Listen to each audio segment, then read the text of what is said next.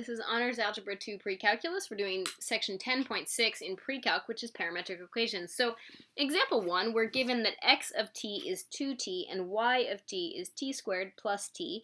And we're going to use the values from t is 0 to 5. We're going to sketch this graph by hand. Okay, so when we do this, the easiest way to do it is to make a really quick table.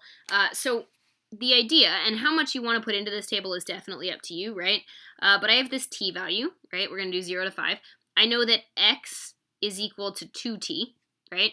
And I know that y is equal to t squared plus t, right? If you want to be a person that writes the coordinates, x comma y, like if that helps you, you can. You certainly don't have to. So my t values were 0, 1, 2, 3, 4, and 5. Right? And again, you don't have to write this last column. You don't have to write the table, period, as long as you can get the values. It doesn't really matter to me. So when I plug in t is 0, right, to 2t, I'm going to get 0. When I plug it into t squared plus t, I get 0 squared plus 0, which is also 0, which means that I'm going to get the point 0, 0 as the start, right? And that's parenthesis. Okay. When I plug in 1, 2 times 1 gives me a 2 as the x-coordinate. 1 squared plus 1 also gives me a 2, so I get 2 comma 2. All right. When I plug in 2, I get 4, right? 2 times 2 is 4. And when I plug in 2 squared plus 2, I get 6, because it's 4 plus 2. So I get 4 comma 6 as the next point.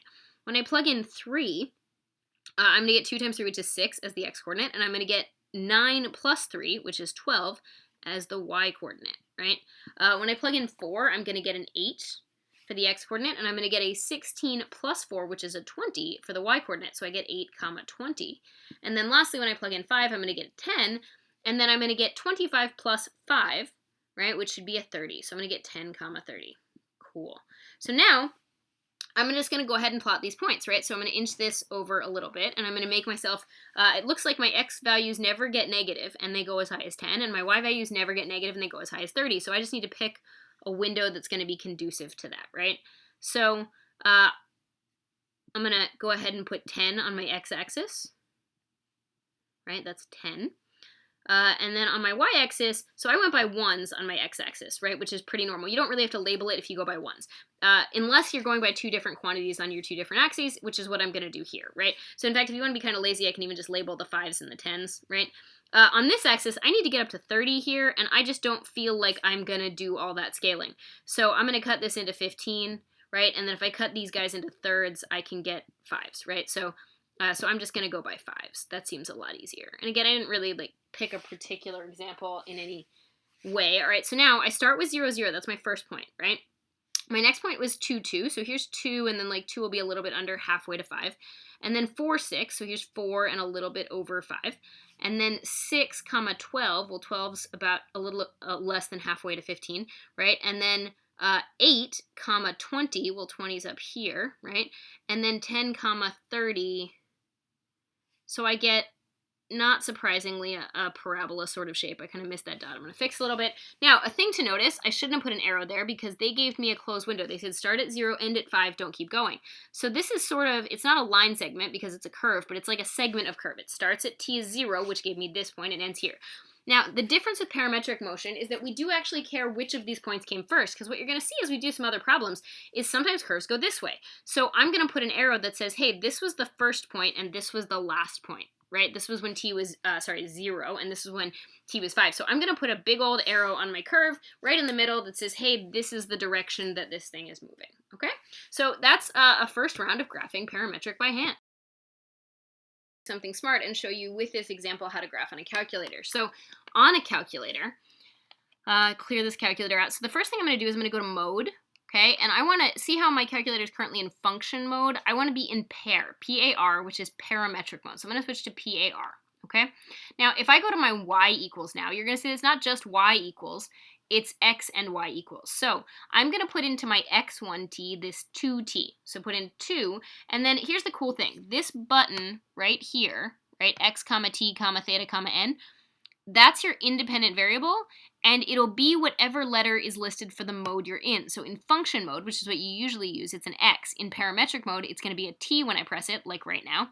And in polar, which is the thing we're going to do later in this chapter, it's going to be theta. And then in sequence mode, it's going to be an n, okay? So I put in 2t. Oh, sorry, but I did something stupid. I put it in as y because it was upside down and I couldn't see it. So let me fix that. So 2t as my x, right? And then I'm going to put in t squared plus t. Sorry.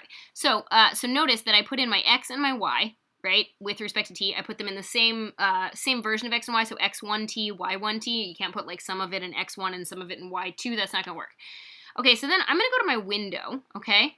Go to window, and what you're going to notice is there's a different set of information in your window than there used to be. There's t stuff, and there didn't used to be, right? So you could zoom 6, okay? And if you zoom 6, and I'll actually start there so that we have something to start with, okay? If you zoom 6, that's fine, right? But if you are provided with a T window, you should adjust your T window to include it. Additionally, as you saw in my window, I need to have my Wi-Fi use go as high as 30, right?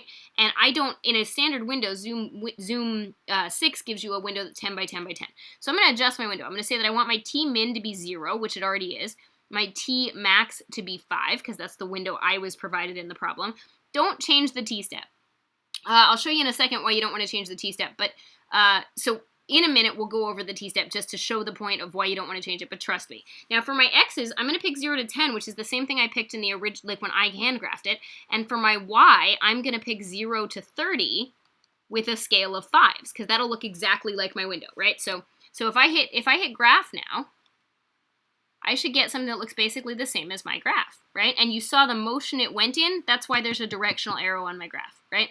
Now, let me show you what happens if you screw with the t-step. Don't screw with the t-step, but if you do. So think about parametric equations like a series of still pictures, right? So originally, when movies were created, they were essentially a series of still images that fluttered by really fast. So it made it imply that motion was happening, right?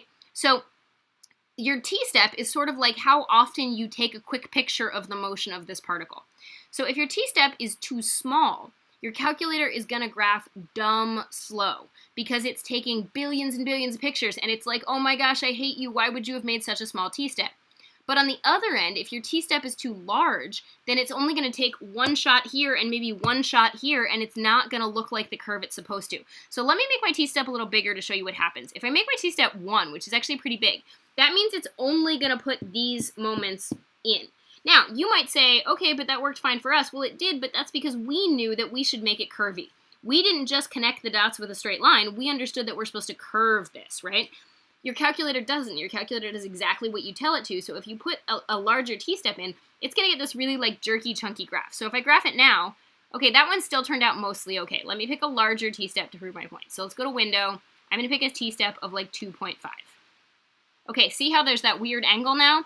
That's because it took a shot here, and it took a shot here, and it took a shot here, and it just connected those two as lines, right? That's why it's really chunky.